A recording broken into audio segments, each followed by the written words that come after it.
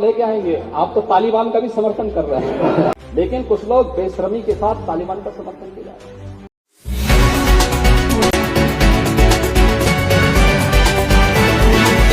یہ ہے ہندوستان اردو خبر.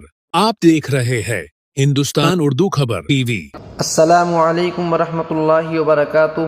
محترم ناظرین، اس وقت طالبان حکومت کے متعلق یوگی آدتیہ ناتھ جی کا قدیم ویڈیو سوشل میڈیا پر بہت تیزی سے وائرل ہو رہا ہے. کیا کہا تھا یوگی آدتیہ ناتھ جی نے؟ آپ حضرات سماعت فرمائیں.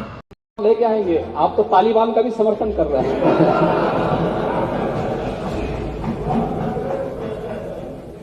ادھیکش جی طالبان کا سمرتھن کر رہے ہیں کچھ لوگ. مہیلاؤں کے ساتھ کیا کرورتا برتی جا رہی ہے وہاں پر. بچوں کے ساتھ کیا کرورتا برتی جا رہی ہے افغانستان میں.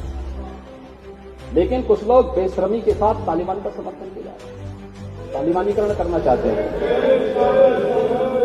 یہ سبھی کے چہرے ایکسپوز کیے جانے چاہیے سماج کے ساتھ. محترم ناظرین، یہ تو اتر پردیش حکومت کے سربراہ جنہیں آپ حضرات سماعت فرما رہے تھے. خدا تعالیٰ کی ذات مقدس اور بڑی بے نیاز ہے. وہ جب چاہے جسے چاہے جیسے چاہے عزت عطا کر دے اور جسے چاہے ذلت کی وادیوں میں گھما دے. یہ اسی کی شان ہے کہ مکہ مکرمہ سے اپنے حبیب صلی اللہ علیہ وسلم کو مہاجر بنا کر نکالا اور پھر اسی شہر میں فاتح بنا کر داخل فرمایا. ابھی کل تک جن کا نام لینے سے FIR ہو جایا کرتی تھی، آج انہی کا استقبال ہو رہا ہے.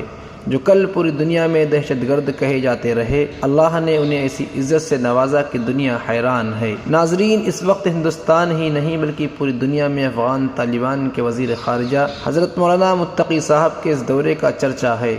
یہ وزیر اسی حکومت کا ہے جس کا نام لینے پر شفیق الرحمان صاحب برق کو غدار وطن تک کہا گیا تھا، جن کا نام لے کر علماء اور مدارس اسلامیہ کو نشانہ بنایا جاتا رہا، اور آج انہی کے استقبال پر خود حکومت گلدستہ پیش کرتی ہوئی نظر آ رہی ہے. ناظرین، یہ وقت لوگوں کے درمیان الٹتا پلٹتا رہتا ہے. آج کوئی عزت سے سرشار ہے تو کل ذلیل و خوار بھی ہو سکتا ہے. آج کوئی امیر ہے تو کل فقیر بھی ہو سکتا ہے.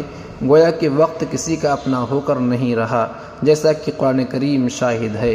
وَتِلْكَ الْأَيَّامُ نُدَاوِلُهَا بَيْنَ النَّاسِ. ناظرین، یہ خبر تھی حکومت ہندوستان اور طالبان کے متعلق جسے میں نے آپ حضرات کے سامنے پیش کیا.